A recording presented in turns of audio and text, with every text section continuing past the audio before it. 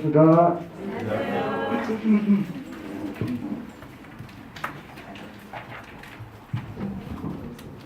찬양을 오랜만에 드려서 좋으셨죠? 원래 음악은 기악은 그렇습니다. 연습을 하고 좀 묵혀두는 시간이 필요해요. 그리고 연습곡을 다 연습을 하고 나서 며칠 안 치다가 다시 치면은 잘 치는 것 같은 느낌이 듭니다. 네. 그래서 뭐 가창도 그런지는 모르겠는데 아마 초반에 느끼셨던 약간의 어색함은 아마 이렇게 숙성이 되는 과정이 아니냐 이렇게 생각을 하시면 또 좋을 것 같습니다. 네. 날씨가 되게 좋죠? 네. 이렇게 봄나들이 가셔야 되는데 왜 여기 계십니까? 네. 아, 여기가 봄나들입니까? 예, 네, 의문이 한답을 주십니다. 네. 네, 맞습니다. 참 봄은 오고 꽃은 피고 자연은 이와 같이 아름답건만 어찌 우리가 사는 이 세상에 이렇게 추하고 더러운지 모르겠습니다. 네. 날마다 뉴스 보시죠? 네. 뉴스에 하루가 멀다 하고 나오는 내용들이 참 마음을 훈훈하게 하고 살만한 세상이라고 느끼게 해주던가요? 아니요. 그러지 못하죠. 참 기가 막히고 가슴이 답답하고 그런 뉴스들이 여기에 참 많이 나옵니다.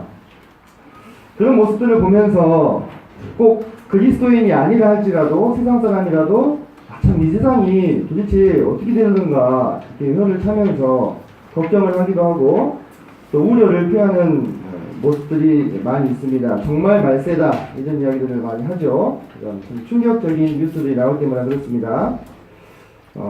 그러면서 참 이제는 그들의 악이 밝혀졌지만 한때는 좀 이 세상에서 인정받고 잘나가고 성공하고 많은 부와 명예와 권력을 누리던 자들 또 그들의 몰락을 보면서 참 이 세상에 도덕과 윤리라는 것이 존재하는가 그런 의문을 우리가 마음 가운데 품을 수가 있습니다. 그리고 또 하나님을 믿지 않는 사람들은 이 세상에 과연 신이 존재하겠느냐, 신이 존재한다면 어떻게 저런 일들이 일어날 수 있느냐, 어떻게 신은 저런 일들을 방관할 수 있느냐, 이런 참 도전적인 그런 질문도 던지곤 합니다. 우리 그리스도인들도 좀 그렇죠. 여러 가지 악들을 저지르면서도 여전히 떳떳하고 당당하게 세상을 살아가는 사람들의 모습을 보면서 마음에 고통을 느낍니다. 물론 그것이 나의 삶과 직결되어 있는 문제가 아니라 할지라도 우리 마음 가운데 참 탄식과 또 많은 불편함을 느끼게 됩니다.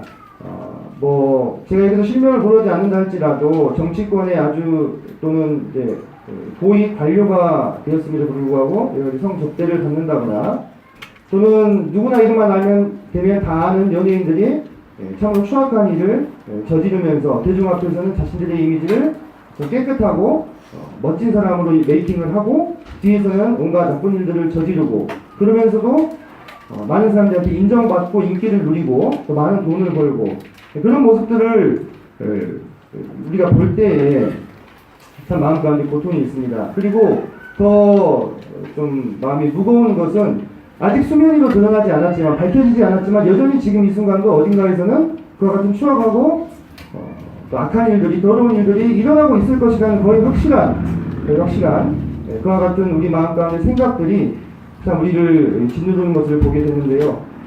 이에 대해서 우리뿐만 아니라 많은 성경 속의 인물들 또한 함께 고민하였다고 하는 것입니다. 그래서 그들의 고민이 옛날에 그들의 고민이 우리와 다르지 않은 것을 봅니다. 그래서 특별히 오늘은 시편 73편의 아삽의 시를 통해서 무엇이 참으로 잘 사는 삶인가, 무엇이 잘 사는 삶인가에 대해서 함께 참고해 봤으면 좋겠습니다. 시편 73편으로 가보겠습니다.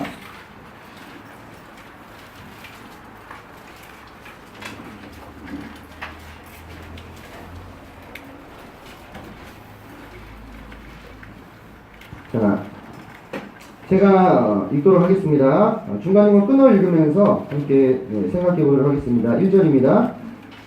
하나님이 참으로 이스라엘 중 마음이 정결한 자에게 선을 행하시나 나는 거의 넘어질 뻔하였고 나의 걸음이 미끄러질 뻔하였으니 이는 내가 악인의 형통함을 보고 오만한 자를 질투하였으므로다. 네, 먼저 3절까지 보겠습니다. 자, 이 시를 지은 아삽이라고 하는 분은 어느 시대의 사람입니까? 네, 다윗 아시죠? 네, 다윗과 솔로몬 시대를 살았던, 다시 말해서 이스라엘의 가장 영광스러운 그 역사의 한복판에 살았던 인물입니다. 그리고 보통의 인물이 아니고 다윗이 조직했던 찬양대의 대장이었습니다. 네, 3명의 대장이 있었는데 그 중에 한 사람이었을 뿐만 아니라 이 성경에 남는 시편을 12편이나 기록했던 그런 시인이었습니다. 그는 하나님에 대해서 아주 경건하고 선하고 의로운 삶을 살았고 하나님을 섬기는 삶을 살았던 사람입니다. 그가 1절에서 이렇게 이야기합니다. 하나님이 참으로 이스라엘 중 마음이 정결한 자에게 선을 행하시나. 이것은 우리 모두가 하나님에 대해서 일반적으로 가지고 있는 생각이며 하나님께서 이 땅을 다스리신다면 이루어져야 될 모습으로 여기는 것입니다. 그죠? 마음이 정결한 자에게 선을 행하신다. 그렇죠? 하나님은 마음이 부패하거나 패역하거나 악한 자에게 선을 베푸시는 분이 아니라 오직 공의와 인자와 진리를 사랑하시고 마음이 정결한 자에게 선을 베푸시는 분이라는 것을 우리 모두가 다 인정할 것입니다. 그런데 참 의미심장한 것은 그가 이렇게 일행을 마쳤다는 것입니다. 선을 행하시나, 이렇게 행하시고가 아니고 행하시나, 이렇게 이야기를 했다는 것입니다. 그러면서 우리 모두가 동의할 만한 그 1절의 내용과는 전혀 다른 현실에 대해서 고통하는 시인의 모습이 2절과 3절에 보면 나오게 됩니다. 2절에 보니까 나는 거의 넘어질 뻔하였고, 이 아삽이 어찌나 이 문제로 인해서 고민하였든지 거의 실족할 뻔하였다, 이렇게 이야기하고 있습니다. 그리고 나의 걸음이 미끄러질 뻔하였으니 그 이유는 내가 악인의 형통함을 보고 오만한 자를 질투하였음이로다. 아삽이 살던 시대에도 악인이 참 형통하던 시대였나 봅니다. 그래서 아삽은 하나님의 찬양대 대장으로서 하나님을 밤낮으로 주야로 섬기면서 정결한 삶을 살고자 하는데, 그런 삶과는 전혀 상관없는 거리가 먼 악인이 도리어 형통하고 잘 되는 것을 보면서 거의 마음이 실족할 수준까지 이르렀다고 하는 것입니다. 그래서 우리가 그때 아삽이 살고 있는 현실은 1절에서 아삽이 믿고 있었던 하나님의 모습과는 너무나 다른 현실이 펼쳐지고 있는 것을 보았다는 것입니다. 성도님도 어떻습니까? 이 아삽의 고백이 오늘날에도 여전히 유효한가요? 네. 우리는 이 아삽의 고백이, 이 아삽의 시가 오늘날에도 여전히 유효한 것을 보게 됩니다. 그래서 우리 마음이 참 어렵고 때로 마음에 시험이 들기도 합니다. 그가 연약한 자고 그가 아직 세워지지 않은 자여서가 아니었다는 것입니다. 그가 믿음 안에 신실하고 충성스러운 사람이었음에도 불구하고 이 현실을 바라볼 때에 마음이 거의 넘어질 뻔한 그러한 위기를 겪었다고 하는 것입니다. 우리 또한 그럴 수 있습니다. 그들이 이 악한 일을 행하는 자들이 잘 되고 잘 나가고 또 잘 되기 위해서는 어느 정도는 악을 또 수용해야 되는 현실, 그런 것들을 경험하게 되면서 우리는 탄식할 수밖에 없는 것입니다. 그러면서 이제 4절에 그들이 어떻게 잘 사는지가 나옵니다. 4절부터 보시겠습니다. 그들은 죽을 때에도 고통이었고, 세상에 우리는 그렇게 생각하죠. 적어도 악인이 그 목숨이 끊어지기 전에는 뭔가 정의가 실현되어야 되지 않느냐, 그런 생각을 합니다. 그죠? 그가 악을 행하고 누구도 그를 건드릴 수 없을 때에는 그렇다 치더라도 적어도 그가 목숨이 끊어지기 전에 이 땅에서 그 악행에 대한 심판이 이루어지는 것이 공의가 아니냐, 이렇게 생각할 수 있는데요. 4절은 충격적인 현실을 우리에게 제시해 줍니다. 그들은 죽을 때에도 평안히 죽는다는 것입니다. 악을 행한 자들이. 그리고 그 힘이 강건하며 사람들이 당하는 고난이 그들에게는 없고, 일반의 사람들이 약하고 힘이 없고 돈이 없어서 당하는 고난을 그들은 당하지 않는다는 것입니다. 악으로 자기의 삶을 두르고 있는 사람들이 말입니다. 그리고 사람들이 당하는 재앙도 그들에게는 없나니. 보통 우리 사람들의 삶을 힘겹게 하는 여러 가지 문제들이 있지 않습니까? 금전의 문제가 될 수도 있고, 인간관계의 문제가 될 수도 있고, 사업상의 문제, 또는 일터에서의 문제, 여러 가지 또는 자식의 문제라든지 그런 문제들조차도 그들에게는 없는 것처럼 보였다는 것입니다. 6절, 그러므로 교만이 그들의 먹거리요 강포가 그들의 옷이며 어려움을 겪지 않으니 인생이 항상 승리자였으니 무엇이 거칠 것이 있으면 무엇이 두렵겠습니까? 죄를 짓고도 빳빳하게 고개를 들고 그죠? 다니는 사람들, 제가 드러났음에도 불구하고, 그렇다면 제가 드러나기 전에는 얼마나 더 교만했겠습니까? 누구도 그를 건드릴 수가 없다는 것이죠. 사회 통념상으로 인정되는 그러한 최소한의 예의조차도 지키지 않고 그것을 넘어서는 것들을 요구하는 그러한 모습들. 지금은 이제 아주 지난 이야기에 됐습니다만 전 정권의 민정수석이었던 분을 혹시 기억하시는가 모르겠습니다. 아시죠? 제가 실명을 거론하지 않겠습니다. 그가 아주 젊은 나이 22살인가 23살에 사법고시를 패스하고 검사로 임관을 했습니다. 정말 사회적인 경험을 봤을 때는 햇병아리죠. 그죠? 하지만 그가 지방 검찰청에 검사를 부임했을 때 그는 자기보다 나이가 한참 많은 50대, 60대 군수나 시장 앞에서도 큰 소리를 치고 자신의 교만함을 드러냈다고 합니다. 그러한 모습들을 볼 때 물론 어떤 권력의 위계 관계에서는 자신이 우위에 있을지라도 어떤 사회 통념상으로 자신보다 훨씬 더 연장자 앞에서 상호 존대하고 존중하는 모습들을 보여야 함에도 불구하고 그런 것이 없었다는 것입니다. 왜? 그는 강자의 입장에 있었기 때문이겠죠. 자, 그리고 강포가 그들의 옷이다. 강포. 사람을 압박하고 포악을 행하는 것이죠. 협박하고 겁박하는 거. 그것이 그들의 옷이었다 했어요. 옷은 우리가 언제 입습니까? 사실상 옷은 우리가 매일 입습니다. 그죠? 우리가 옷을 매일 입어요. 그것이 강포가 그들의 옷이었다는 것은 무슨 뜻이겠습니까? 그들이 사람들을 협박하고 겁주고 위협하는 것이 그들의 일상이었다는 것입니다. 그것이 마치 내가 매일 옷을 입는 것처럼 그들에게 너무나 자연스러운 습관이 되어 있는 모습들이죠. 7절, 살찜으로 그들의 눈이 솟아나며 그들의 소득은 마음의 소음보다 많으며 8절, 그들은 능욕하며 악하게 말하며 높은 데서 거만하게 말하며 그들의 입은 하늘에 두고 그들의 혀는 땅에 두루 다니도다. 참 이와 같은 악인들의 형통함 그리고 성공하는 모습들을 볼 때에 이 아삽의 마음은 거의 넘어질 뻔했고 미끄러질 뻔했다는 것입니다. 참으로 충격적인 것은요, 이 아삽이 생존했던 시기는 제가 앞서 말씀드렸던 것처럼 다윗과 솔로몬이 통치하던 시기였습니다. 이 시기가 어떤 시기입니까? 이스라엘 역사상 가장 신앙 중심적이고 가장 공의롭게 다스려지던 시대였습니다. 그렇죠? 그 시대에도 이와 같았다면 다른 시대에는 과연 어떻겠습니까? 그 다윗과 솔로몬이 다스리던 공의의 시대에도 아삽이 이렇게 고통을 느낄 만큼 악인들이 성공하고 형통하고 교만하고 강포를 행하는 그러한 모습이었다면 다윗과 솔로몬 같은 훌륭한 왕이 없는 시대, 이스라엘이 암기 어려운 시기는 더 말할 것이 없을 것이라는 겁니다.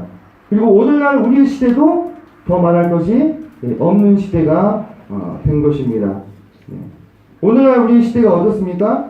악인이 승하고 불법이 통용되는 시대입니다. 많은 사람들이 그런 현실을 지극히 불편해합니다. 하지만 우리가 또 살아가다 보면 그런 것들을 경험할 때가 있습니다. 그리고 우리가 뉴스를 통해서 또 미디어를 통해서 접하게 됩니다.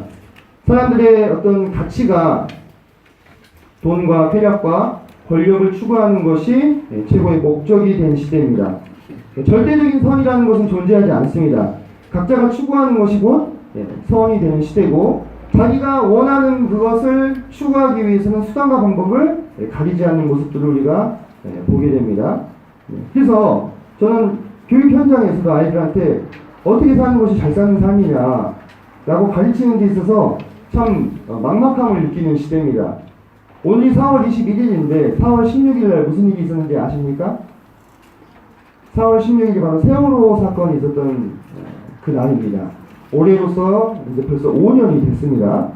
그런데 그때 거의 300명이 가까운 사람들이 이렇게 죽었는데요. 그들이 왜 죽었나요? 그들은 사고가 나서 죽은 것이 실은 아닙니다. 네. 그들은 사고가 난 다음에 선장이 절대 움직이지 마십시오.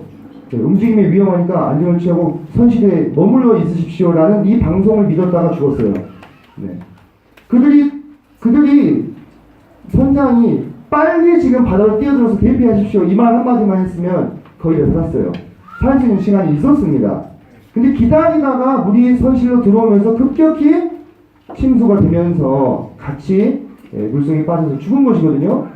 다시 말해서 어른들이, 부모님들이 어른들 말씀 잘 듣고 스님 말씀 잘 들어라 그 말 들은 애들은 다 죽은 거예요. 기가 막힌 노릇이 아닙니까?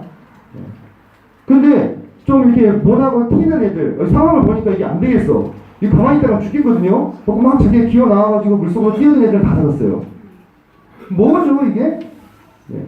그리고 선장은 이렇게 방송을 해놓고 자기는 퇴선해가지고 살았습니다. 물론 잡혀서 법의 심판을 받긴 했지만요. 그런 모습들을 볼 때 제가 학생들한테 야 어른들 말씀 잘 듣고 선생님 말씀 잘 들어야 돼. 물론 학생들을 위해서 많은 선생님들이 목숨을 또 버리셨어요. 구하다가. 그런 말을 참 하기가 어려운 시대가 되어버렸습니다. 네, 자기 자신만 아는 그런 시대. 네. 그리고 시대가 점점 더 흉흉해지죠. 묻지마 범죄. 그죠? 최근에 저 진주에서 무슨 일이 있었는지 아시죠? 네. 그런 죄를 저질러 놓고서도 나도 억울하다 이렇게 막 고개를 빳빳이 쳐들고 소리 치는 그분의 모습을 볼 때 정말 좌절감을 느끼지 않습니까? 인간이라는 존재에 대해서. 하루아침에 자기 어머니와 여조선을 한 딸을 잃어버린 아버지도 있더라고요. 그리고 데이트 폭력. 데이트 폭력 뭡니까? 결국은 나 중심의 사랑을 하기 때문에 그런 거죠. 이기적인 사랑. 내 마음에 안 드니까 그냥 막 기죽여 패버리는 거예요. 사랑하는 거 수선에다가. 심지어는 죽이기까지 하고. 그리고 사적 제재. 이제는 공권력을 신뢰하지 않습니다. 사적 제재는 뭐라면 쉽게 얘기하면 사적을 복수하는 걸 말합니다. 공권력을 신뢰하지 않습니다. 요즘에 나오는 영화나 드라마 내용, 외국에서 나온 것도 한번 보십시오. 대부분 어떤 내용이냐면 자기 가족이 무슨 일을 당하니까 자기가 나서가지고 복수를 해버리는 거예요. 막 총 쏘고 죽이고 해가지고. 어떤 사법기관을 통해서 공정한 법의 심판을 받는 것이 아니라 내가 정의이기 때문에 내 가족을 건드린 사람은 불의이고 악이기 때문에 내가 가서 죽여야 돼. 처단해야 돼. 그것을 보면 사람들이 다 통쾌해야 합니다. 악인이 더 떳떳한 시대가 됐습니다. 성폭력 가해자는 큰소리 치고 피해자는 이사를 가야 됩니다. 딸 가진 부모 입장으로서 참 어떻게 이 아이를 키워야 될지 고민이 되고 걱정이 좀 그렇습니다. 최근에 그 김모 차관의 이야기도 뉴스에서 들으셨을 것입니다. 별장에서 성접대를 받고. 그런데요, 제가 더 충격적이었던 것은 그렇게 고위 관료가 그런 짓을 저질렀던 것도 충격이었지만 제가 대기업을 다니는 한 형제한테 들은 이야기예요. 근데 그 대기업을 다니는 한 형제가 자기 선배들은 그 사건을 별로 대수롭지 않게 생각한다는 것입니다. 왜 그 정도 권력을 가지고 그 정도 위치에 있는 사람이 그 정도 할 수 있는 거 아니야? 라고 생각을 한다는 것입니다. 그런 얘기를 공공연하게 이야기를 한다는 것이죠. 그리고 자기들도 뭐 부인은 따로 두고 뭐 따로 세컨드, 서드 해가지고 2명, 3명씩 두르고 사는 것이 너무나 그냥 자연스럽게 받아들여지고 그렇게 사는 것이 재밌게 사는 것이고 잘 사는 것이고 그런 어떤 그 참 왜곡된 가치관이 만연해 있는 시대. 그것도 보통 사람들이 아니라 그래도 이 세상, 이 사회에서 나름대로 성공을 거두었다고 하는 대기업이 다니는 간부들의 생각이, 물론 제가 다 일반화할 수는 없을 것입니다. 다른 생각을 가지고 사시는 분들도 있으시겠죠. 그죠? 제가 모두를 다 애들러 이렇게 말씀을 드리는 것은 아니지만 이 세상이 악에 대해서 얼마나 허용적인 시대가 되었고 그 악을 도리어 선하는 것으로 여기는 그러한 시대가 되었는가에 대해서 말씀을 드리고 있는 거예요. 이 아삽의 시대와 오늘날 우리가 사는 시대가 다릅니까? 다르지 않습니다. 똑같습니다. 참 이런 세상 속에서 뭔가 진리를 말하고 도덕을 말하는 삶은 참 어떻게 한편으로 참 어떻게 받아들여지냐면 참 그 재미없게 사는 사람처럼 고리타분한 하는 사람처럼 받아들여지는 시대인 것 같습니다. 저는 종종 그래서 그런 느낌을 받습니다. 어차피 무너질 댐을 두 발로 간신히 버티고 서 있는 그런 느낌을 받을 때가 있습니다. 이미 막 물이 새고 있어요. 어차피 무너지고야 말 것을. 자, 그래서 이 아삽은 자기가 고백하죠. 2절에 나는 거의 넘어질 뻔하였고 걸음은 미끄러질 뻔하다는 생각이 들기도 합니다. 참 그럴만도 하다. 10절 그러므로 그의 백성이 이리로 돌아와서 잔에 가득한 물을 다 마시며. 자, 10절이 다른 번역으로 보면 이렇게 됩니다. 하나님의 백성마저도 그들에게 홀려서 물을 들이키듯이 그들이 하는 말을 그대로 받아들이며. 10절 다른 번역이 이렇게 나옵니다. 하나님의 백성마저도 그들에게 홀려서 물을 들이키듯 그들이 하는 말을 그대로 받아들이며 말하기를 하나님이 어찌하랴 지존자에게 지식이 있으려 하는도다. 볼지어다 이들은 악인들이라도 항상 평안하고 재물은 더욱 불안하도다. 이제 그들이 얼마나 기고만장해지냐면 그들의 입술로 이제 하나님을 무시하고 거부하는 지경까지 이르게 됩니다. 하나님이 어찌하느냐, 지존자가 뭘 하느냐, 이렇게 아주 폐역한 말까지도 합니다. 그럼 우리는 그런 모습들을 볼 때 이렇게 하나님의 명예와 영광이 땅에 떨어지고 있는 행동을 하는데도 도리어 그들이 평안하고 재물이 불어나는 모습을 보면서 뭔가 이 괴리를 느끼는 것입니다. 하나님이 정말 살아계신다면 적어도 이렇게 하나님의 이름을 욕되게 하는 모욕하는 이들에 대해서는 정말로 심판하셔야 되는 것이 아닌가. 하나님이 과연 살아계시는 것인가. 하나님 어디 계십니까? 이런 탄식이 마음 가운데서 나오게 되는 것입니다. 그러면서 13절에 내가 내 마음을 깨끗하게 하며 내 손을 씻어 무죄하다는 것이 실로 헛되도다. 아삽은 매일 스스로의 삶을 돌아보며 회개하는 삶을 살았습니다. 그가 그렇게 주님을 위해서 충성되고 헌신된 삶을 살면서도 마음 가운데 드는 죄악들을 하나님 앞에 고하고 자신의 마음을 씻고 손을 씻고 살아온 삶, 죄에 물들지 않기 위해서 힘써온 삶이 실로 헛되다. 이렇게까지 고백을 하고 있는 모습을 보는 것입니다. 그러면서 아삽은 오히려 종일 재난을 당하며 아침마다 징벌을 받았도다. 의인으로서 사는 삶이 도리어 악인보다 못한 현실. 악인은 형통하고 평안하고 재물이 늘어나는데 의인은 종일 재난을 당하며 아침마다 징벌을 받는 이 현실을 어찌 알고. 이것이 아삽의 고백입니다. 성도님들, 이 아삽의 마음에 공감하실 수 있겠습니까? 매일매일 성도님들에게 당하는 그 삶을 살아가시면서 바쁘고 정신없으시죠. 참 어쩌면 이런 생각조차 할 여유도 없이 사실 수도 있을 거라는 생각도 듭니다. 그래서 제가 이 주제를 준비할 때 마음에 참 조심이 됐습니다.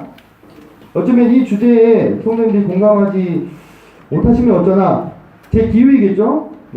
바쁜 삶을 살다가도 뉴스를 볼 때나 어떤 소식을 들을 때 스쳐 지나가듯이 주여 이 세상에 어찌 되려고 이럽니까? 라는 탄식을 마음 가운데 한 번쯤은 품어 보셨을 것입니다. 그래서 15절에 보면은 그가 뭐라고 얘기하냐면 내가 만일 스스로 이르기를 내가 그들처럼 말하리라 하였더라면 나는 주의 아들들의 세대에 대하여 악행을 행하였으리이다. 15절을 다른 번역으로 제가 또 읽어드리겠습니다. 15절 나도 그들처럼 살아야지 라고 말했다면 나는 주님의 자녀들을 배신하는 일을 하였을 것입니다. 그래서 여기는 내가 스스로 이르기를 내가 그들처럼 말하니라, 이것을 나도 그들처럼 살아야지 이렇게도 번역할 수 있다는 것입니다. 근데 그렇게 아삽이 말했다면 그것은 무슨 행동이라는 것입니까? 하나님의 자녀들을 배신하는 행동이 되었을 것이다. 하지만 그 마음이 마음속에 들었다는 거예요. 아니 뭐냐 이거, 나 이렇게 사는 거 정말 맞냐? 이거 의미 있는가? 그냥 나도 이거 다 그냥 때려치우고 저 악인들처럼 그냥 마음 편하게 그냥 살아도 아무 상관없지 않아. 내가 그렇게 살아야 될 이유가 무엇이냐? 그리고 막 여기저기 이야기를 했다면 그것은 하나님의 자녀들을 배신하는 행동이었을 것이다. 그는 어떻게 보면 마지막 넘지 말아야 될 선은 지킨 셈이 되는 것이겠죠. 그죠? 그는 하마터면 그들처럼 살고 싶은 유혹을 받기까지 했습니다. 우리도 누군가의 그런 말은 참 꺼내기 어렵죠. 교회에서 성도님들께 나도 그냥 대충 살까 이렇게. 네. 근데 종종 그런 마음의 유혹을 받지 않습니까? 네. 이렇게 주말에 날씨가 좋으면 아무 거리낌 없이 구애받을 거 없이 그냥 그 놀러 떠나는 사람들의 모습을 보면서 한편 부러울 수도 있는 것이고요. 그죠? 하지만 우리가 이 예배의 가치에 대해서 알기 때문에 모이는 것이죠. 하지만 우리가 또 사람이기 때문에 지나가는 마음으로 그런 것들을 생각할 수도 있는 것입니다. 하지만 잘 얘기하기는 좀 어렵죠. 다른 성도님들이 나를 좀 이상하게 생각할까봐. 근데요, 여러분, 우리가 그런 생각을 할 수 있어요. 여기 보세요. 이 아삽은요, 비교해서 죄송합니다만, 여기 앉아계신 성도님들 못지않게, 신실한 분이었어요. 그는 하나님의 찬양 대장이었고, 하나님을 섬기는 사람이었습니다. 하나님의 성소에서요. 그런 그도 그들처럼 살고 싶은 유혹을 받았다는 것입니다.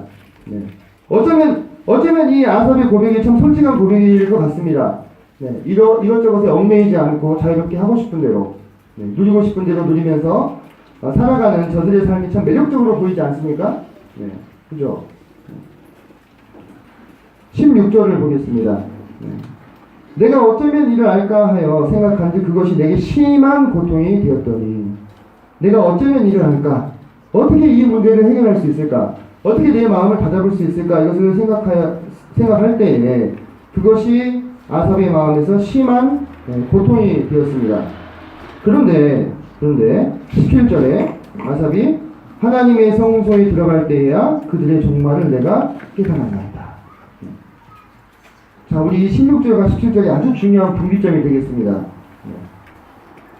무엇이 잘 사는 삶인가? 우리는 어떻게 살아야 되는가?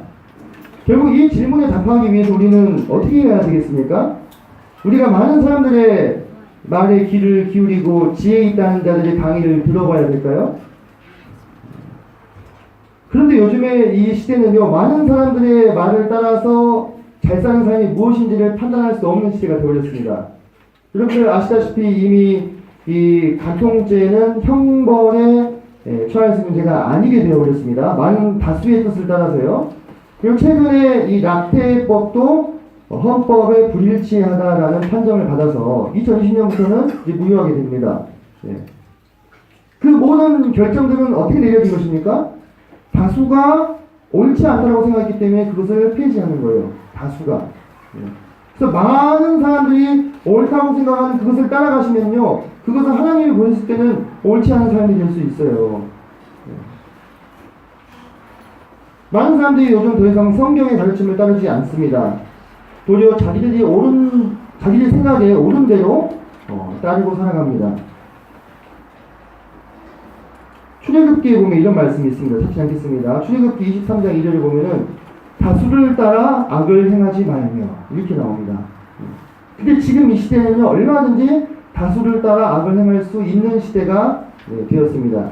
성경에서 옳다고 하는 것을 다수가 옳지 않다고 하면 옳지 않은 것이 되는 사회가 되었어요. 그래서 우리 성도님들께서 살아가는 세상 속에서, 인생 속에서, 삶 속에서, 그 삶의 현장 속에서 만나는 사람들의 이야기, 많은 사람들이 옳다고 하는 그 이야기를 따라가게 된다면 우리는 결코 잘 사는 삶이 무엇인지에 대한 답을 얻을 수가 없다는 것입니다. 도리어 어떻게 할 때만이 우리는 답을 알 수 있습니까? 17절의 말씀처럼 아삽이 하나님의 성소에 들어갈 때야 그들의 종말을 내가 깨달았다. 하나님의 성소에 들어갈 때, 하나님 앞에 설 때, 그때만이 비로소 무엇이 옳은 것인지, 이 아삽의 가치관이 혼란을 겪고 있었어요. 혼동스러웠어요. 나는 이렇게 1절에서 나는 이렇게 믿고 있었는데 현실을 보니까 현실에서 아들들이 너무 잘 되는 거예요. 아들이 너무 형통하고 편안한 거예요. 심지어 죽을 때도 편하게 죽어요. 그들의 재물은 불어나고 사람들이 가지고 있는 고민도 없고, 많은 사람들한테 존경을 받고 영향력을 끼치고 인정받는 삶을 사는 것을 보면서 그가 가치관의 혼란을 느끼고 있을 때, 그가 하나님을 대면하여 보았을 때, 무엇이 잘 사는 삶인지 옳은 삶인지 비로소 깨닫게 되었다는 것입니다.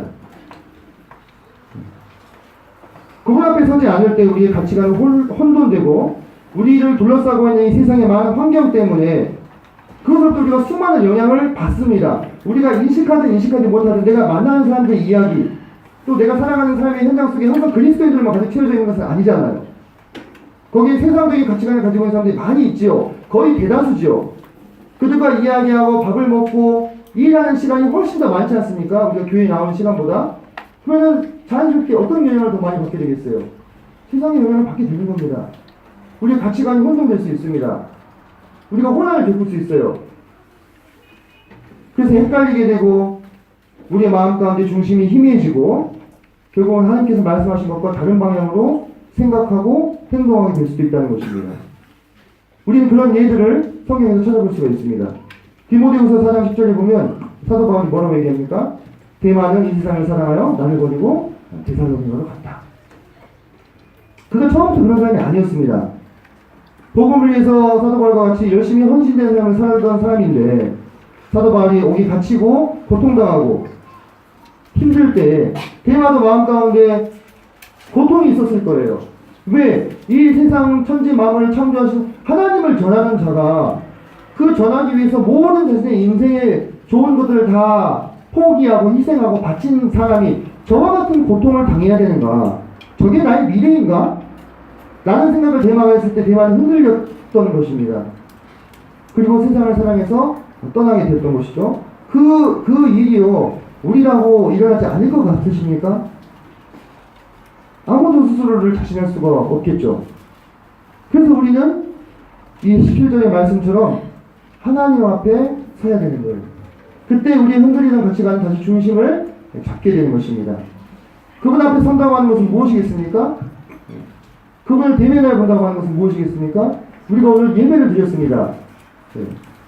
주의 몸과 피를 상징하는 떡과 잔 앞에 둘러 모였죠. 그분을 기억하고 기념하고 찬양하고 높이는 것이 바로 주님 앞에 서는 것입니다. 그리고 우리는 예수 그리스도께서 스스로를 말씀이라 하신 것을 압니다. 우리가 말씀을 대면해 볼 때 우리는 그분 앞에 서는 것입니다. 그리고 우리가 함께 기도할 때 또는 혼자서 기도할 때 우리는 주님과 만나서 대화하는 것입니다. 그리고 우리가 모일 때, 지금 우리가 이렇게 모여 있으시잖아요. 우리가 모일 때 우리 가운데 보이지 아니하시지만 누가 함께 계십니까? 네, 주님이 함께 계셔요. 우리가 모인다고 하는 것은 주님 앞에 모이는 거예요. 그죠? 네. 그 모든 행위들이 바로 하나님 앞에 서는, 하나님의 성소에 들어가는, 하나님을 대면하는 행동들이 되는 것입니다. 이것은 너무나 잘 알고 계시고 너무나 기초적인 것이죠. 그죠? 하지만 너무나 중요한 것이라는 것입니다. 우리가 이와 같이 끊임없이 주님 앞에 설 때에만이 세상에서 살아갈 때에 영향을 받고 흔들리던 우리의 마음의 중심이, 우리의 가치관이 다시금 자리를 잡고 무엇이 옳은 삶인지를 다시 상기할 수 있게 되는 것입니다. 그렇게 해야만 우리는 이 길을 계속해서 갈 수가 있어요.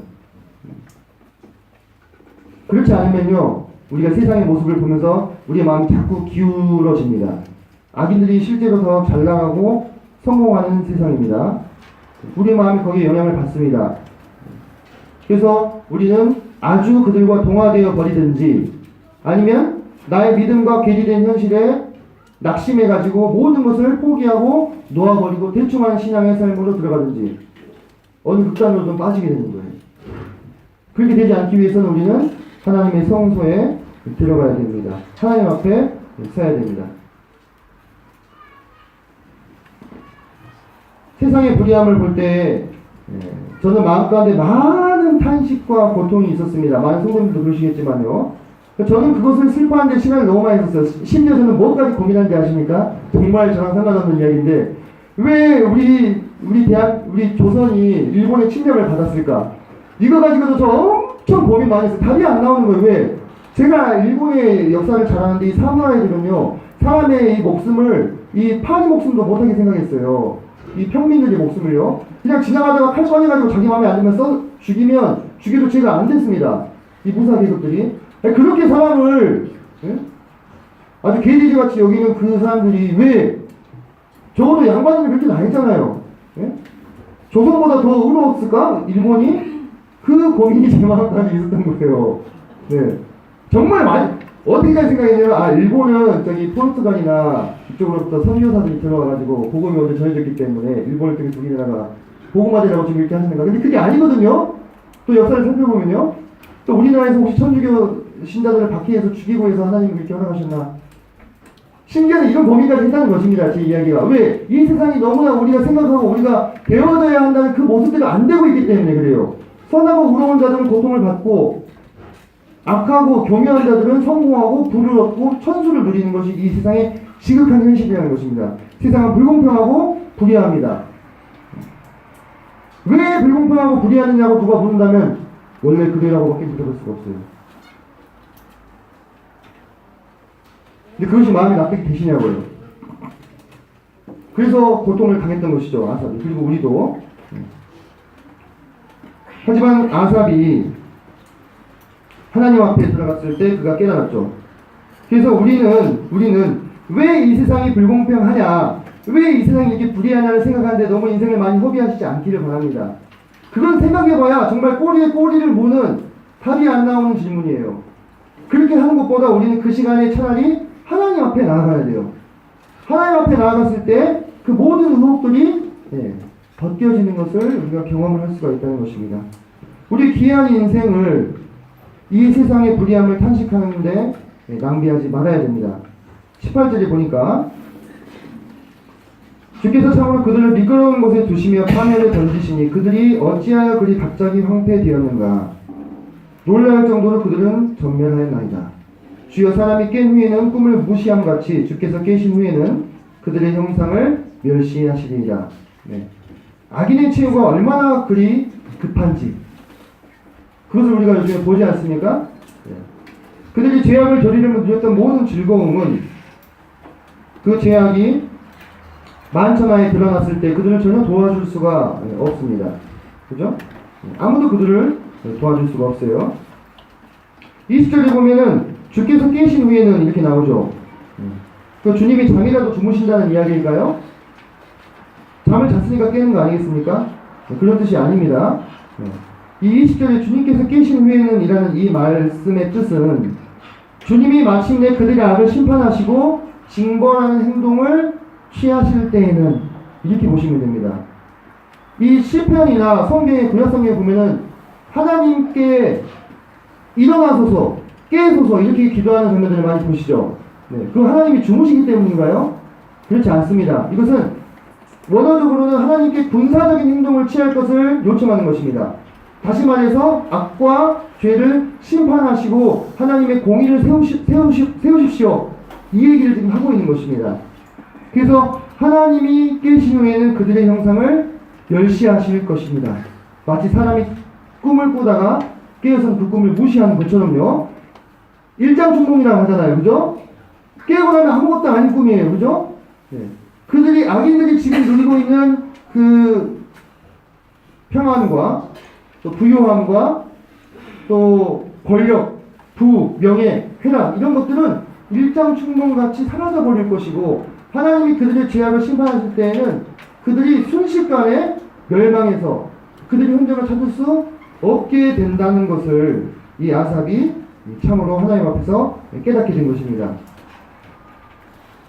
우리는 이런 이야기들을 전래동화를 통해서 많이 들었습니다. 권선징악, 그죠?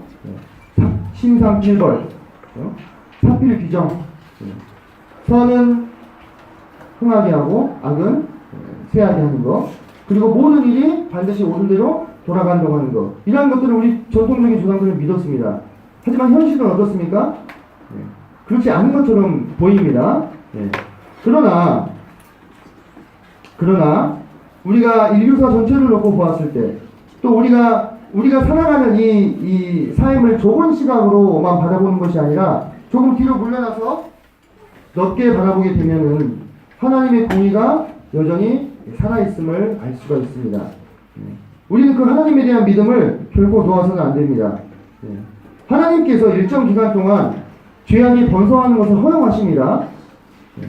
하나님께서 일정 기간 동안 죄악이 번성하는 것을 허용하시는 것처럼 보여요, 실제로. 왜 그러한가 그 이유를 오늘 그 이유를 나누는 시간 아니기 때문에 다 설명을 드릴 수는 없습니다만은 그러나 그것을 결코 간과하거나 묵인하시는 것이 아니라는 것입니다. 하나님은 때를 기다리시고 그들의 죄악의 양을 채웠을 때 지치지 않고 그들을 심판하시는 것을 보게 됩니다. 그들이 순식간에 멸망하기 때문에 오히려 더 충격이 큽니다. 21절 보겠습니다. 11절 내 마음이 살아나며 내 양심이 찔렸나이다. 자, 이제 아삽이 그 전에 나도 저들처럼 살아야지, 저들이 참 부럽다 이렇게 생각했던 마음 때문에 이제 마음이 괴로워지게 됩니다. 21절을 다르게 풀어서 읽으면 내 마음이 시리며 내 양심이 찔리는 것 같이 아픕니다. 이렇게 읽을 수 있습니다. 그러면서 22절에 내가 이같이 우매무지함으로 주 앞에 짐승이 오나. 자, 아삽이 자신을 무엇으로 고백합니까? 짐승이라고 고백합니다. 자신이 우매무지해서 짐승이다. 짐승의 특징이 뭔지 아십니까? 짐승은 오늘만 삽니다. 내일을 생각하는 짐승 보셨어요? 물론 다람쥐가 겨울을 나기 위해서 도토리를 모으긴 합니다. 하지만 거기까지예요. 그것은 자신의 본능에 의한 것이죠. 자신이 미래를 계획하고 개척하기 위해서 이렇게 다람쥐가 도토리를 모으는 거 보셨습니까? 안 그래요. 심지어 다람쥐는 자기가 어디다가 도토리를 모아놨는지도 까먹는 경우도 있어요. 그렇게 무지한 것이 짐승입니다. 아삽의 모습이 어땠다는 겁니까? 그렇게 오늘만 사는 짐승같이 생각했다는 겁니다. 오늘만 봤을 때는 악이 승하고 악이 관영한 것처럼 보였다는 것입니다. 그래서 자신을 우매무지하다고 고백하고 있습니다. 그러나 내가 23절 항상 주와 함께하니 주께서 내 오른손을 붙드셨나이다. 인생을 좁은 안목에서만 바라보게 된다면 그 찰나의 짧은 순간에는 악인이 성공을 거두는 것처럼 보이고 또 의인은 고난을 당하는 것처럼 보입니다. 의인의 삶에 고난이 많습니다. 그것은 부정할 수 없는 사실입니다.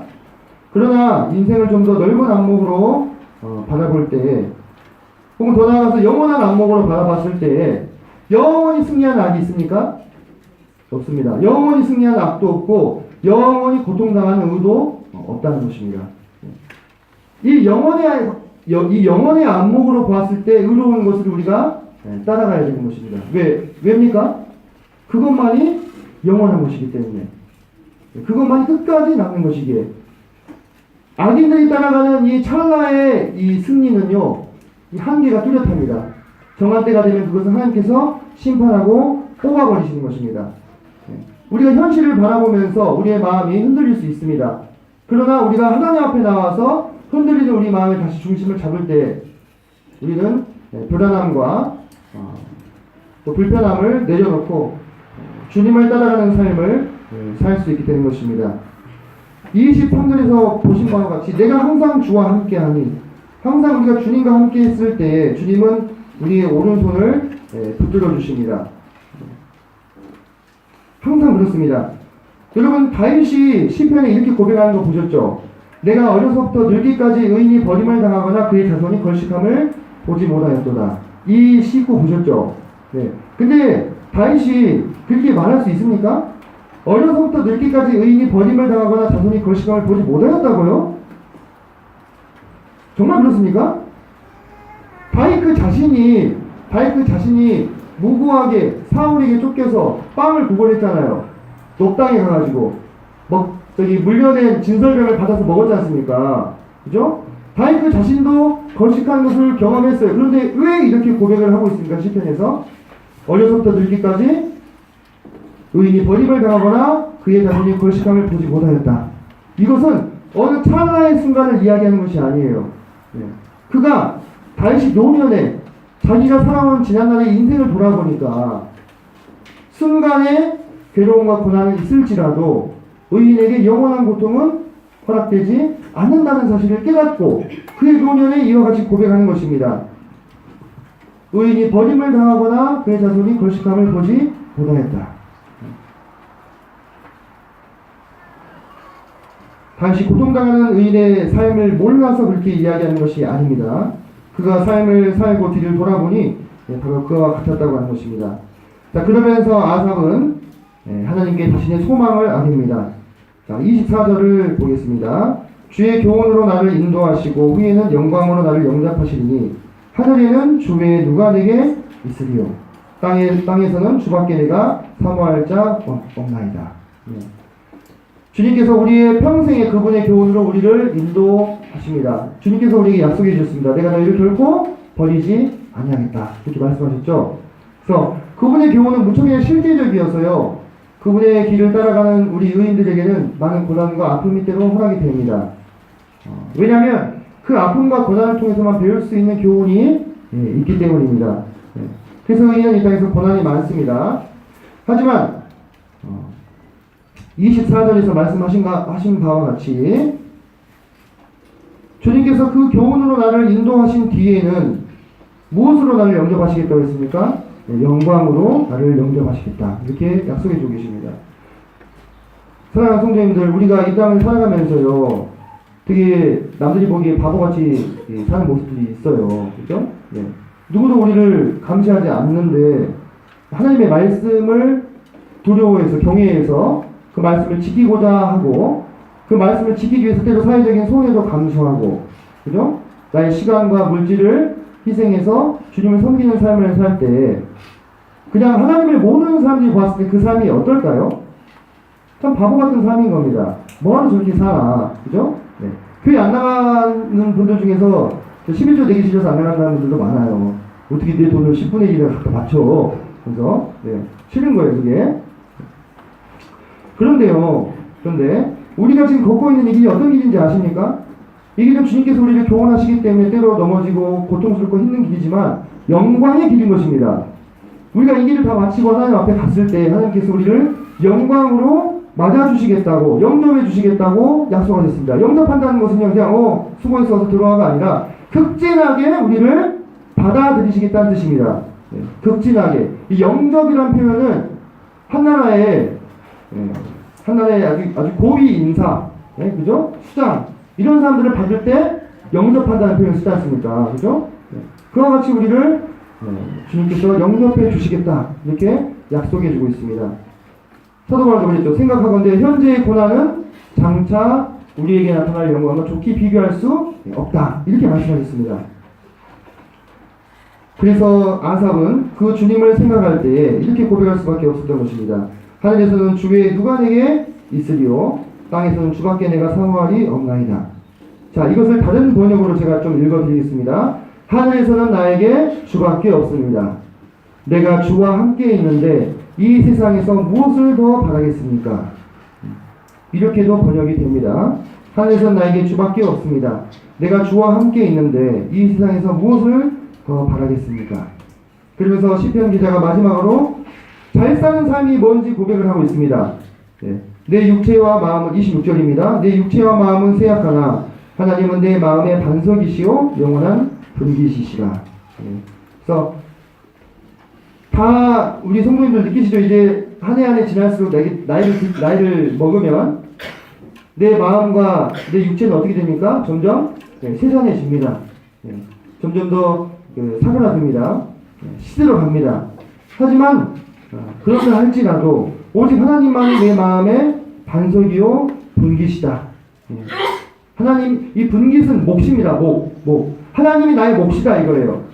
이 세상에서 악을 따라가며 조금 맛보는 그런 찰나의 기쁨, 찰나의 악을 행하는 그 즐거움이 내 몫이 아니라 하나님이 나의 몫이다라는 거예요. 하나님이. 그래서 그것으로 나는 만족할 수 있다. 이렇게 고백하는 것입니다. 이것이 바로 잘 사는 삶입니다. 이 땅에 사라져버릴 것들을 내 몫으로 여기는 사람이 아니라 영원히 남을 것, 곧 하나님을 나의 몫으로 생각하고 만족하는 삶, 그것이 잘 사는 삶입니다. 27절 무릇 주를 멀리하는 자는 망하리니 음녀같이 주를 떠난 자를 주께서 다 멸하셨나이다. 주님을 멀리하는 자는 결국 그 종말이 정해져 있습니다.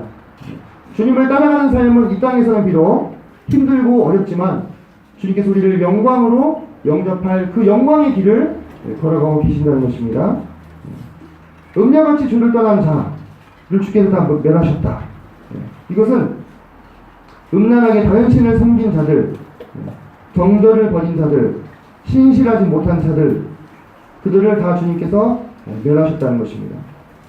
다른 신이 꼭 저기 부처님만이겠습니까? 오늘날의 모든 세상 사람들이 섬기고 있는 돈신, 쾌락신, 명예신, 권력신, 하나님을 믿지 못하게 만드는, 사람의 눈을 가리우는 지식의 신, 그런 것들을 추구하며 살잖아요. 자기 자아 실현의 신, 그죠? 다 각자의 삶의 만족을 쫓아서 자기 나름대로의 목적을 설정하고 살아가지 않습니까? 그렇게 음란하게 다른 신들을 섬긴 자들은 주님께서 다 멸하실 것입니다. 28절, 하나님께 가까이 함이 되게 복이라. 내가 주 여호와를 나의 피난처로 삼아 주의 모든 행적을 전파합니다. 하나님을 가까이 하는 것이 참으로 이제 복이다, 이렇게 이야기하고 있습니다. 이 세상에서 평안하고 근심이 없고 많은 부요를 누리고 또 기뻐하고 평안히 죽는 것, 그런 것을 복으로 생각했기 때문에 아사본 마음이 힘들었어요. 왜? 내가 복으로 생각하는 것을 누가 받고 있습니까? 악인이 받고 있습니까? 근데 쭉 생각을 해보니까 그런 것이 참된 복이 아니라 하나님께 가까이 하는 것이 참된 복이네. 그럼 나는 뭡니까? 나는 복된 사람인 거예요. 나는 잘 살고 있는 사람이 되는 겁니다. 저 악인들이 잘 사는 삶이 아니라 내가 잘 사는 삶이 되는 것입니다. 왜? 하나님께 가까이 하는 참된 복을 이미 받고 있기 때문에. 그래서 우리가 무엇을 복이냐고 생각하는가에 따라서 내 삶이 가치 있는 삶이 되기도 하고요, 유익한 삶이 되기도 하는 겁니다. 우리가 이렇게 모여서 하나님의 말씀을 듣고 이 좋은 날씨에 하나님의 말씀을 듣고 하나님께 예배드리고 찬양하는 이것을 복으로 생각하면요, 우린 잘 살고 있는 거예요. 저들이 부럽지 않을 수 있겠죠. 하지만 그들의 모습이 잘 사는 삶이라고 생각이 되면 마음이 괴로운 것이죠. 그러면서 내가 주 여호와를 나의 피난처로 삼아 주의 모든 행적을 전파하리이다. 주님이 우리 피난처가 되십니다. 이 세상에 유혹과 시련이 항상 있습니다. 그리스도인이라고 해서요, 그게 예외가 아닙니다. 신실한 그리스도인이라고 해서도 예외가 아닙니다. 아삽은 참 신실한 분이었습니다. 그래서 우리가 항상 주님 안에 피해야 합니다. 주님 우리 피난처로 삼아서 이 세상의 유혹과 시련으로부터 벗어나야 합니다. 그리고 우리가 그 안에 피해서 항상 주님을 바라보면서 우리가 보는 그 주님을 세상 가운데 전파해야 되는 것입니다. 그것이 잘 사는 삶이라고 아삽은 우리에게 말씀해 주고 있습니다. 잠언에 이런 말씀이 있죠. 너는 악인의 형통함을 부러워하지 말며 그와 함께 있으려고 하지도 말지어다. 또 다른 말씀에 이런 말씀이 있습니다. 너는 행악자들로 말미암아 돈을 품지 말며 악인의 형통함을 부러워하지 말라. 심지어 악인이 형통한 것은 죄다라고 말하고 있습니다. 악인이 형통한 것은 죄다. 하나님이 보시기에 그것은 죄인 거예요. 그래서 성도님들, 우리는요 끊임없이 서로를 격려해야 됩니다. 끊임없이. 잘 살고 있습니다. 지금 잘하고 계십니다. 우리는 영광의 길을 걸어가고 있습니다. 서로 끊임없이 이렇게 격려하셔야 돼요. 누가 우리 그런 얘기 해줍니까? 다 큰 어른이 돼가지고 잘 안 해주죠. 부부 사이에도 그런 격려 잘 나누십니까? 그럼 건강한 부부입니다. 서로 아유 애쓰네, 고생하네, 우리 지금 잘 살고 있네, 이렇게 서로 격려하신다면 잘 사는 삶이에요. 근데 이 사소한 거 하나 가지고 의견이 나눠져가지고 서로를 비방하고 다툰다면 그리스도인 설 데가 어디 있겠습니까? 세상 밖에서도 공격을 받고 비난을 받고 집안에서도 공격을 받고 비난을 받으면 그리스도인 설 데가 어디 있겠어요? 그렇지 않다는 것이죠. 우리가 주님을 열심히 섬기면서 합니다. 우리 성도님들께서 정말 애쓰고 계시면서 잘합니다. 매주 선호에 모이죠. 함께 모여서 기도하시고 또 하나님의 말씀을 순종하기 위해서 손해를 감수합니다. 하나님을 의식하면서 합니다. 그런데 그렇게 살다 보면 이렇게 사는 것이 다 무슨 소용이 있는가, 저 세상을 좀 보라 라고 생각이 되는 때가 있습니다. 만사가 다 귀찮아지고 하나님의 일에 열정을 내는 것이 무익한 것처럼 여겨질 때가 있습니다. 이거 다른 사람한테 얘기하기도 좀 그렇습니다. 나를 좀 이상하게 볼까봐, 좀 신실하지 않은 성도인 걸 좀 볼까봐, 우리가 좀 그런 것이 있잖아요. 그죠? 근데 성경은 그런 우리를 이렇게 격려합니다. 히브리서 12장 1절에 가시겠습니다.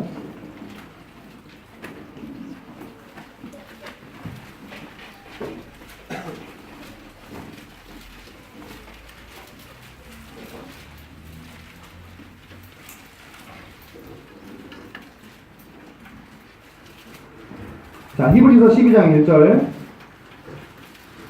1절부터 2절 중반부까지 읽겠습니다. 같이 읽겠습니다. 시작. 이러므로 우리에게 구름같이 둘러싼 허다한 증인들이 있으니 모든 무거운 것과 얽매이기 쉬운 죄를 벗어버리고 인내로써 우리 앞에 당한 경주를 하며 믿음의 주여 또 온전하게 하시는 우리 그리스도를 바라보자. 네, 여기까지 읽겠습니다. 네. 우리에게 구름같이 둘러싼 허다한 증인들이 있습니다. 이 땅에서 그들도 우리처럼 고뇌했습니다. 고민했습니다. 고통을 받았습니다. 그러나 끝까지 믿음의 경주를 다 완수했습니다. 그들이 지금 하늘나라에서 우리를 응원하고 있는 것입니다. 우리 올림픽 육상 경기를 보면 트랙에 선수들이 서 있고 그 주변의 스타디움에 관중들이 엄청나게 많이 차있는 것을 보시죠. 그들이 어떻게 합니까? 막 환호하면서 선수들을 응원합니다. 심판이 땅 하는 순간 어떻게 합니까? 선수들이 전력을 향해서 달려갑니다. 그 순간에는 정말 힘들고 고통스러울 수 있겠지만 그들을 응원하고 있는 수없이 많은 관중들이 있다는 것입니다.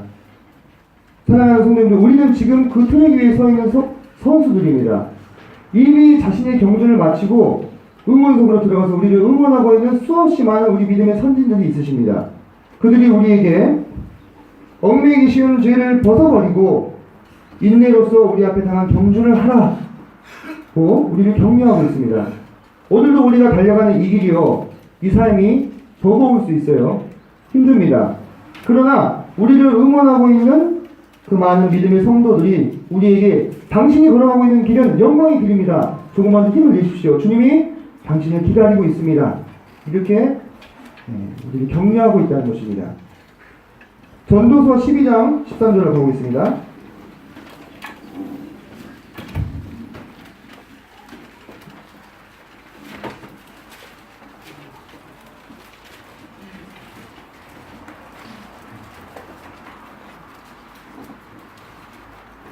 전도서 12장 13절 그리고 14절 말씀 보겠습니다.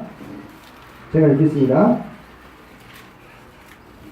일의 결국을 다 들었으니 하나님을 경외하고 그의 명령들을 지킬지어다. 이것이 모든 사람의 본분입니다. 하나님은 모든 행위와 모든 은밀한 일을 선악간에 심판하시리라. 하나님께서 모든 은밀한 일을 선악 가운데 심판하신다고 말씀하셨습니다. 이 땅의 삶이 전부가 아닙니다. 그렇죠? 우리의 진짜 삶은 영원에서부터 시작이 됩니다. 그 하나님께서 모든 사람의 삶을 감찰하고 지켜보신 하나님께서 살아계신다는 것을 우리가 잊지 말아야 됩니다. 우리가 그분을 위해 헌신하며 살아가는 우리의 모든 시간들이 다 기억이 되고 있습니다. 저는 부엌에서 헌신하시는 봉사하시는 자매님들을 유심히 보는 것을 좋아합니다. 그 모습이 참 아름답기 때문에 그렇습니다. 여러분 한번 생각해 보세요. 누가 억지로 시켜서 거기서 그걸 할 수 있겠어요? 다 자기 집에 가면 귀한 분들이에요. 그렇지 않습니까? 네. 다 어디 가서 뭐 이렇게 부엌 허드렛 일 하실 분들이 아니잖아요. 하지만 기꺼이 나와서 그런 일들을 감당하시지 않습니까? 우리 부엌 별로 성향이 좋지도 않은데 막 복잡한데 거기 들어가셔가지고 섬기고 계시죠? 네. 봉사하시는 분들, 교회 청소하시고 치우시고 또 교회 학교 교사들 시간이 남아서 그거 하는 거 아니죠? 그죠? 다 바쁩니다. 삶이 바빠요. 현대인의 삶이 얼마나 바쁩니까? 근데 애들 받아주면서 그 일들을 감당하시는 거예요. 물질로 섬기시는 분들, 그 물질 버는 게 쉽습니까? 라면 먹는 게 제일 어렵잖아요. 그죠? 정말 힘들게 벌어서 그 물질로 교회의 필요들을 채우시고 말씀과 양육을 위해 힘쓰시는 분들, 남 모르는 시간들을 얼마나 많이 책상 위에서 보냅니까? 또 무릎을 꿇고 보냅니까? 또 전도하기 위해서 용기 내시는 분들, 때로 거절당하기도 하고 안 좋은 소리 듣기도 하고 하지만 다 감내하면서 복음을 전하시잖아요. 이런 행위가 이 세상에서 별로 인정을 받지 못하죠. 돈 한 푼 벌 수 없죠. 그죠? 누가 우리 그렇게 한다고 돈 줍니까? 일당 줍니까? 그런 거 없잖아요. 오히려 내 시간과 물질을 드려야 하는 행동들이죠. 내가 편하다고 생각하면요, 할 수 없는 일들이에요. 저도 애가 셋입니다.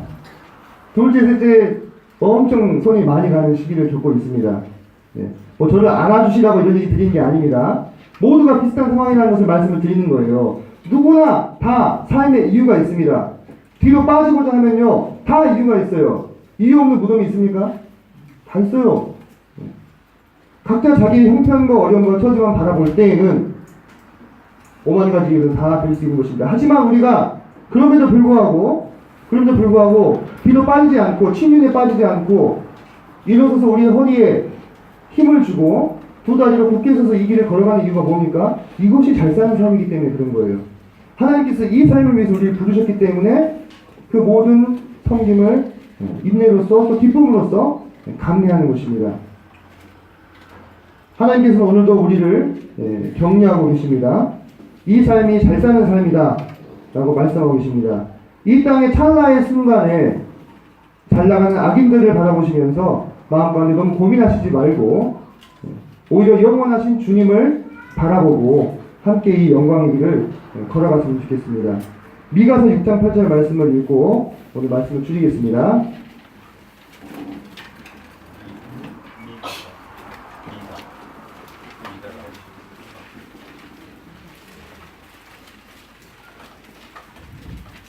미가서 6장 8절 구약성경 1295페이지입니다.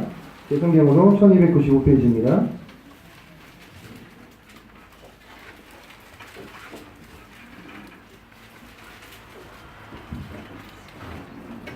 (8절) 함께 읽겠습니다. 시작.